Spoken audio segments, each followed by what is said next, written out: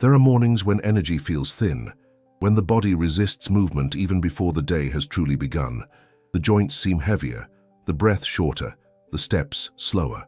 In those moments, it is easy to believe that vitality has quietly slipped away with the years. Yet sometimes what revives us is not a grand discovery or a complex treatment, but a humble habit, almost forgotten.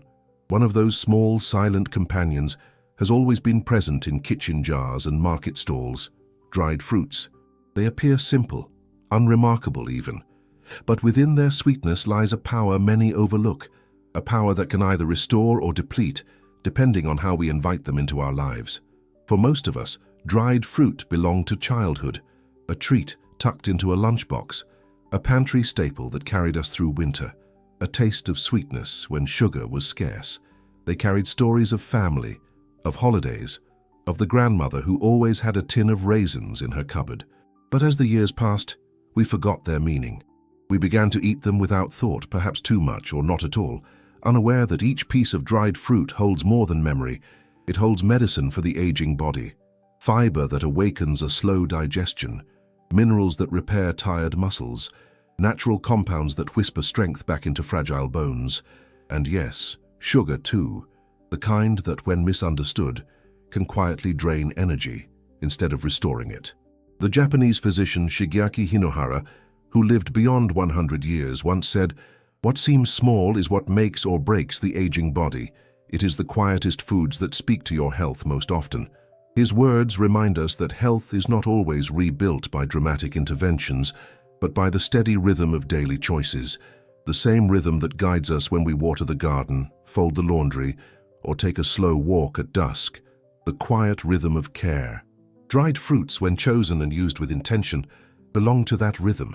And if we look at the longest living communities on Earth, those who thrive into their 90s and beyond, we find that they too treat dried fruits with respect. In the Blue Zones, where Dan Buettner studied the lives of centenarians, fruits like figs and prunes are not eaten mindlessly. They are not used to replace candy or to fill an empty hour. They are used with purpose, to preserve mobility, to strengthen the gut, to maintain the balance that allows an old farmer to still bend to tie his shoes, or a grandmother to still dance with her grandchildren. They are considered tools of longevity, not just sweets. That is the spirit of this conversation. This is not a list of fashionable superfoods. It is not about miracle promises or secret shortcuts. It is about remembering that even something as small as a dried fruit, when chosen with wisdom, can serve as a quiet ally in your journey after 60. Together, we will explore the 5 dried fruits that matter most for seniors, not because they are trendy, but because they restore what we long to keep: autonomy, energy, digestion, and the ability to live our days with strength and clarity. So before we move into the details, take this thought with you. The sun has already given its life to these fruits, drying them slowly, preserving their essence. They may appear wrinkled, shriveled, modest, but like us, time has only concentrated their wisdom, and within that wisdom may lie a key, not to youth but to a steadier, gentler, stronger tomorrow: dried prunes. There is a quiet prejudice against prunes. For many, they are reduced to a remedy for constipation, tucked away in the corner of pharmacies and dismissed as food for the frail. Yet beyond this narrow view lies a truth few recognize. Prunes carry compounds that speak directly to the bones, the joints, and the very structure that holds us upright. To underestimate them is to overlook one of the simplest, most accessible allies of aging well. Within each prune lives a collection of polyphenols, plant compounds that act like guardians of bone density. Clinical studies have shown that just a few prunes a day can slow the loss of minerals from the skeleton, particularly in postmenopausal women, who often face the silent erosion of their bones without warning. These studies are not promises of reversal, but testimonies of protection. And protection at this stage of life can mean everything. The difference between a confident step and the fear of a fracture, between walking unassisted and depending on another's arm. Cultures that honor simple foods have long understood this without the need for laboratories. In parts of Turkey, prunes are offered at breakfast not merely for digestion, but as nourishment for the frame itself. Elders call it waking the bones before a day of work. The phrase carries a wisdom modern science now confirms. The body responds to consistent, gentle care. Bones are not fixed statues. They are living, breathing tissues that can be encouraged to hold on a little longer, to serve a little better. For those who carry memories of sluggish mornings, where digestion feels heavy and joints creak with reluctance, prunes offer another gift. Taken with warm water at the start of the day, 2 or 3 pieces are enough to ease both elimination and stiffness, creating a sense of lightness before the tasks of the morning. This is not about quick relief, but about a ritual, a small act of kindness that accumulates day after day into comfort. It is striking to think that such wrinkled little fruits, often dismissed as unappealing, carry such dignity of purpose. Their skin may be shriveled, their form modest, but inside they hold the power to smooth what has become rough, to ease what has grown rigid. They are not symbols of decline, but of quiet resilience. Wrinkled fruit for wrinkled skin, carrying the message that aging need not mean surrender. And so, as we move forward, let us keep this image. Prunes as silent companions of our frame, smoothing the inner stiffness, the way oil softens a rusted hinge. If they can wake the bones, then what might another fruit do for the heart that pumps life through those bones? Dried apricots. At first glance, dried apricots look like little more than sweet morsels, golden and tender, often mistaken for nothing more than candy from nature. Yet hidden within them is a power that goes far beyond sweetness. They are carriers of minerals that the aging body desperately craves, especially the heart that beats tirelessly and the muscles that still try every day to carry us forward. To see apricots only through the lens of sugar is to miss the deeper truth. Their strength lies not in what tempts the tongue, but in what repairs the body. Among their many gifts, potassium stands at the center. This quiet mineral has the ability to steady the pulse and ease the pressure that builds silently inside aging arteries. It calms the storm of high blood pressure, supports each contraction of tired leg muscles, and brings rhythm back to movements that have grown hesitant. For the elder who has noticed legs trembling after only a short walk, or the one who feels their heart quicken too easily, the support of potassium is not a luxury. It is a form of balance, of steadiness, of assurance that the body can still move without fear. Iron, too, whispers through the flesh of apricots, offering its strength to blood that has grown thin and weary. It is the element that gives color to the cheeks and energy to the steps, the spark that allows oxygen to reach every corner of the body. Without it, fatigue lingers like a heavy fog. With it, the mind clears, the body feels less burdened, and the will to engage with the day returns. In every bite of a dried apricot lies the possibility of circulation renewed, of vitality rediscovered. History remembers apricots as more than food. In Persian lands, elders often combined them with pistachios at midday, a pairing that nourished both clarity of thought and strength of body. These were not indulgences. They were acts of care, daily rituals to maintain the dignity of old age, to keep blood flowing and minds alert in a world that never slowed down. Their wisdom teaches us that apricots were never just fruit, but companions in the long journey of endurance. For the modern senior, the ritual can be just as gentle. Unsulfured apricots, softened overnight in a glass of water, transform into tender pieces of mineral-rich nourishment by morning. Their sweetness becomes less about sugar and more about steady release, potassium flowing into the bloodstream, iron fortifying the heart and mind. Such a ritual does not demand effort, nor wealth, nor elaborate preparation. It is simple, intentional, and quietly powerful. To call dried apricots snacks is to do them injustice. They are closer to healing patches, small pieces of sunlight captured and dried, pressed into service for the body's deepest needs. They do not dazzle, but they restore. They do not promise miracles, but they whisper resilience into the tired heart and the wandering legs. And if apricots are patches of strength for the heart and muscles, then what of those fruits that step into an even more delicate role? Those that balance the rise and fall of sugar, guarding the fragile flame of daily energy. That story belongs to a fruit almost forgotten, yet carrying wisdom for the present age: dried mulberries.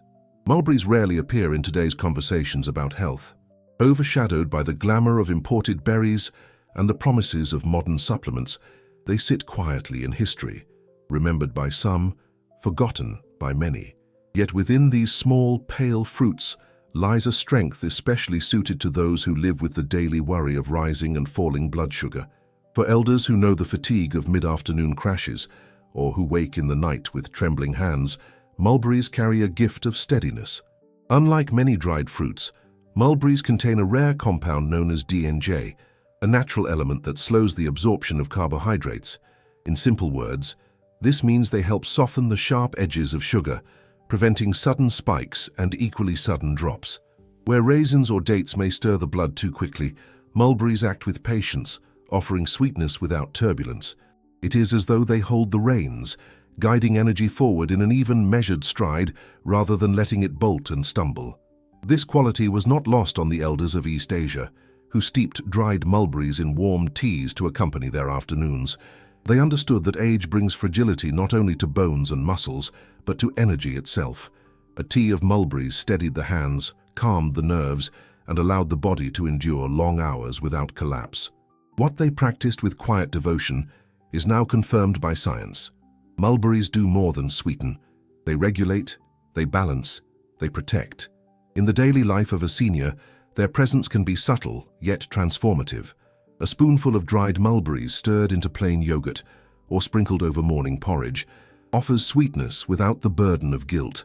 Instead of leaving the body heavy and sluggish, they lift gently, providing nourishment that carries into the day without disruption. The shift is not dramatic, but it is noticeable. It is the difference between drowsiness and alertness, between a foggy afternoon and a steady one. To think of mulberries is to think of guardianship. They are not loud or showy. They do not boast of exotic origins or miraculous cures. They are quiet guards, standing watch over the body's energy, ensuring that it does not fall into chaos. They require no grand preparation, no elaborate rituals, just a small presence in the diet, like a friend who does not demand attention, but is always there when needed. And perhaps that is their greatest lesson. Not all support must come in great quantities or with loud promises. Sometimes what sustains us is a modest fruit almost forgotten that knows how to guard without boasting. If mulberries are the gentle guardians of blood sugar and steady energy, then there exists another fruit whose nature is more complex. A friend that can heal or harm depending on how it is approached. A fruit that demands respect, like fire itself. Medjool dates. Few fruits carry such majesty as the medjool date. Large, dark, and velvety, they have fed desert travelers for centuries, offering quick bursts of strength under the burning sun. Their taste is rich, almost indulgent, and their sweetness seems to promise endless energy. Yet what gives them power also makes them dangerous, especially in the life of an elder whose body no longer manages sugar as easily as it once did.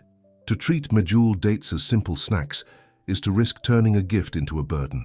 The sugars within these fruits move swiftly through the blood, raising energy with force and then letting it fall with equal speed.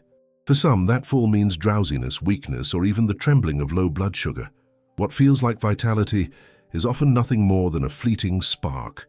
The truth is that dates were never meant for casual eating in large amounts. They were designed for purpose, for workers who needed strength to endure long hours of labor, for nomads crossing endless dunes, for those fasting through the day and breaking bread at night.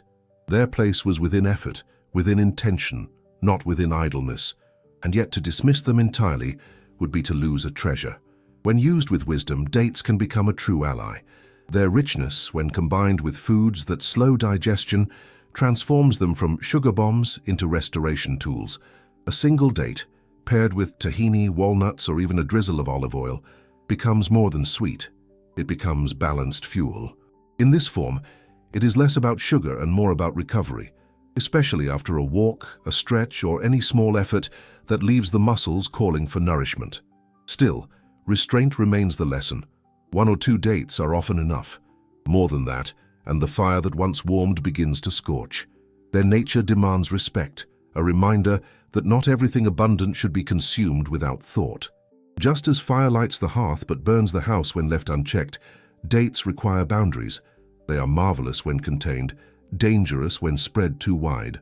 For those who remember childhoods in which dates arrived during celebrations, tied to holidays, special meals, or moments of gathering, the fruit may carry nostalgia as much as nutrition. That memory holds truth.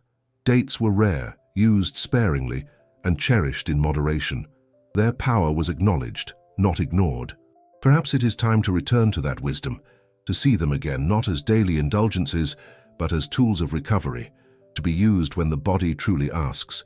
And as we look at the strength of prunes for bones, the minerals of apricots for the heart, the guardianship of mulberries for sugar, and the fiery force of dates for energy, a larger picture begins to form.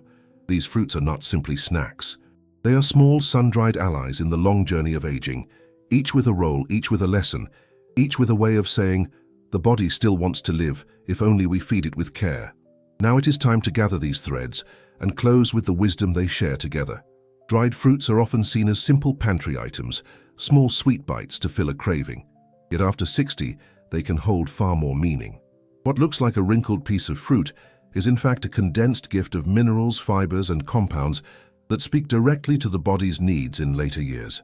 They are not casual snacks. They are quiet supports for the systems that most need attention: bones, heart, energy, and digestion. Consider the prune. Beyond its reputation for easing constipation, it contains natural compounds that help protect bone density, lowering the risk of fractures that threaten independence. Apricots, golden and tender, bring potassium to steady blood pressure and iron to lift the fatigue that weighs on muscles and mind. Mulberries, almost forgotten, offer gentle sweetness without turmoil, slowing the rush of sugar into the blood and providing steadier energy throughout the day. And then there are dates, rich and powerful, but demanding restraint. They can restore strength after effort when paired with nuts or tahini, yet in excess they overwhelm, as fire does when left unchecked. Taken together, these fruits remind us that food is not just about taste, it is about intention. A couple of prunes with warm water, a softened apricot at breakfast, a spoonful of mulberries in tea, a single date after a walk. Such small acts of care can carry lasting effects. Dr. Shigeaki Hinohara once said, "What heals the elderly is rarely large, it's what they do with intention every day." And Dan Buettner's studies of long-lived elders show the same truth. They eat not randomly but with purpose, choosing foods that help them keep moving, thinking, and living well. These dried fruits, preserved by the sun, may look modest. Yet like those who savor them with wisdom, they remain full of life.